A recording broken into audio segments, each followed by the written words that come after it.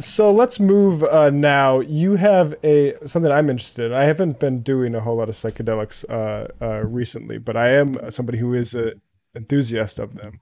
You have a series over at the TMBS channel. Would you like to introduce that to us? Yeah, well, it's not at the TMBS channel, but that would be cool to Oh, put it out on that. It's on Rev Left Radio, oh, Revolutionary my Left apologies. Radio. Yeah, no, Cool. all good. It's so folks aren't familiar with that platform. Brett, who is the host of Rev I'm Left a big Radio, fan. I don't know him, but I'm a big fan of his show and that it's platform. I'm just saying he great. has the endorsement. I've listened to a few of those too. Yeah. Michael Brooks would go on and talk about meditation on his platform, and he also, for folks, if you've listened to any of the Michael Brooks Memorial series, Brett was the moderator for the spirituality conversation, and and also to connect it to Michael is that there was a thread of conversations that Michael and I would have on TMBS that we were continuing to weave that were around things like climate change, despair, hope and inspiration, mental health, left organizing, in the ways that spiritual traditions can help fortify us to stay in the struggle and keep our eyes on the prize. And weaving that together with plant medicines. And he, for about a year and a half, was asking me to come on TMBS to talk about psychedelics explicitly. And we kind of talked around the edges with it, but I always was like, I'm not ready. I'm not ready. Mostly because I think a lot of the ways people talk about psychedelics publicly is like pretty whack. Yeah. Yeah. And I wanted to, it's a very intimate part of my life that before I was ready to sort of speak about it publicly, wanted to feel both grounded and also feel like I had the blessings of some of my teachers and elders. Because for me, it's a practice with indigenous plant medicines that I come to with a lot of humility. And it was, just around the time that Michael passed that I had realized like I was ready to talk about it again, or not again. I was ready to talk about it publicly, and so I was looking for a place to continue that conversation that Michael and I had been building and extended, and so found it. Talked to Brett, and so we're doing a mini series on Rev Left. It's called Dialectics and Psychedelics. And there's not if there were a like subheading to the series, it would be like socialism, science, and spirituality. And so it explores those themes. The first episode came out last month, and that one is a lot of context setting of how I sprinted as an organizer for 20 years and nearly killed myself, and how I came out of left traditions and had mentors who didn't pay attention to mental health. You really sacrificed yourself for the struggle, and how deeply that does not work. And so I talked a little bit about my own journey and weaving that together with the general, my story is pretty extreme, like I was bedridden for 3 years. I had dementia. I was non-functional. I gave up on living. Western medicine had completely failed me.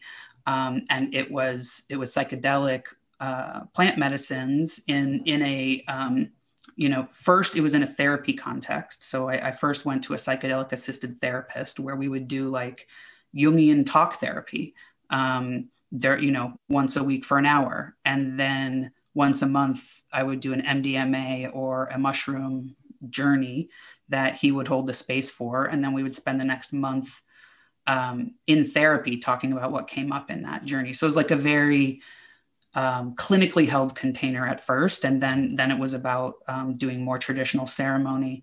And that even for people who don't have, such an extreme kind of crashing and burning like I did, my hope with the series is also to help people in this moment of just extreme alienation and overwhelm of the way that we're all so individuated in this society, experiencing this overwhelm of information about how much the planet is collapsing. You know, what does it mean to live in this stage of the fall of an empire?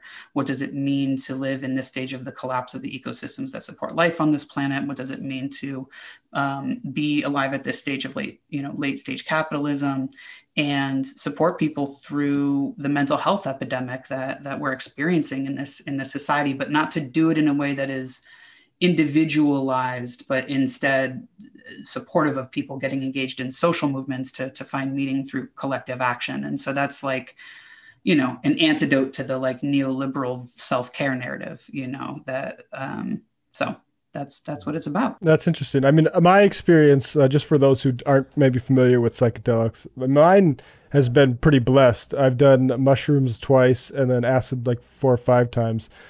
All experiences kind of similar, actually. I don't even know if, the mushrooms were first and earlier, so a little bit beforehand. But the experience I felt was always great. I was always ready to like, and when I've done it in New York, I've always basically like gravitated towards Times Square because I just wanted to see the world. And I don't hesitate to call the sort of feeling of refreshedness I've got from all those experiences like spiritual at all. Cause and I know people, particularly with what's going on in the world, it is bad vibes. And if you're afraid of all the stuff about, you know, bad trips and stuff, you know, take it with somebody who's experienced, I think is the simplest advice.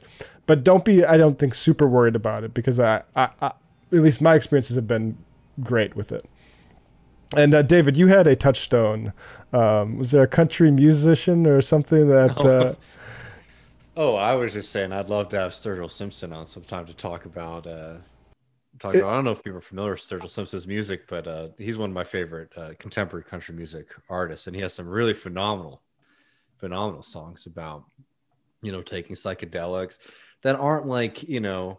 No offense to, I won't name any bands, getting them worked up, but like, you know, they're not kind of like trivial in a way that a lot of musicians who like sing about them are. It's actually like very sweet and interesting. And even as somebody like myself who doesn't really have too much of an interest in that kind of stuff, I can appreciate it and love it, especially through like his music and his songs about it. I think they're fucking awesome. They're, you know, they're table thumper songs. You know what I mean? You need to send me some of these. For sure. I'm surprised that I'll send them to you, man. He's got some great stuff. He's got I totally want to listen. Oh yeah. I'll send them all to y'all. He's got, cause he not only has them on his first album, Meta Modern Sounds and Country Music, which is just a great hit record, in my opinion. It's very fun. It's trippy. I hate to use that word, but it is very interesting and creative in the way that he's using the sound. But he also just this past year put out a bunch of his original albums, including that one, purely bluegrass, because he's from Kentucky, which they're badass too. So it's fun to be able to listen to him in 2 different, like one very like electronic and a lot of like morphing of sound, things like that, and one just pure guitar. There you go. Things like that. That's dope. That's dope. And he's a lefty too. He's been on the Trillbillies a few times. Wow. Yeah. Holy smokes. I just wanted to build on what you were saying earlier, Matt, which is just that, you know, so that there's this narrative in our culture of the idea of a bad trip. And I don't really like that framing. Definitely people can have bad experiences for sure, but and different psychedelic plant medicines are different, you know, and they do different things. But one of the things they do in general is they lift your barriers to perception, and you have to face yourself inside. And not everyone's ready for that. And one of the things that they can do is make you need to face your trauma. And so you might experience something that is difficult emotionally. And if you're not with an experienced person, or you're not in a safe place and you resist that, then it can become nightmarish. Right. And so when people have my perspective now, and again, I'm not an expert, but I've been a student of these medicines, not just like a recreational user, but on a pretty rigorous path for about 8 years now of what I've learned is that if you're in a setting that allows your ego to relax, right, where you know you're safe, where there's like because like when people take these like recreationally, like if you go to a concert and you take mushrooms, and no judgment of that, if people want to do that, that's great. But there's a part of your brain that needs to stay on to protect yourself so that you don't get like attacked in the bathroom. You have to interact with other people. You have to like have that part of your egoic mind functioning. But if you're alone in your bedroom with a blindfold on, that part of your brain can relax. And when that happens, there's a lot more healing that's open, that is opened up to you. And when you have a good guide, you don't need to be afraid of what's difficult. And in fact, a lot of the emotional and physical maladies of our society happen from us repressing stuff that we don't want to deal with. And so then as a result, we like numb out and we'll get drunk or smoke weed or whatever in order to not feel the pain, rather than face it so that we can feel it and let it go. And so if you're like down to sign up for that, then psychedelics is a good option. If I think people who have bad experiences maybe don't realize that might be a thing that can happen. And they think they're just going to see fun colors because they listened to a Joe Rogan podcast and thought they'd go on an adventure or something. I mean, just a sidebar on that sucks that's people's guides into this stuff on a mass scale, but maybe a conversation for another day. Or maybe we just need to blow up your Rev Left series and we can save some people. Well, if it goes well, I might turn it into like an actual podcast. I might do my own podcast. I mean, I'm kind of dipping my toe in here, and so we'll see. So this is going to be 5 episodes, but and it's going to be equal parts, politics as it is talking about these compounds and these medicines.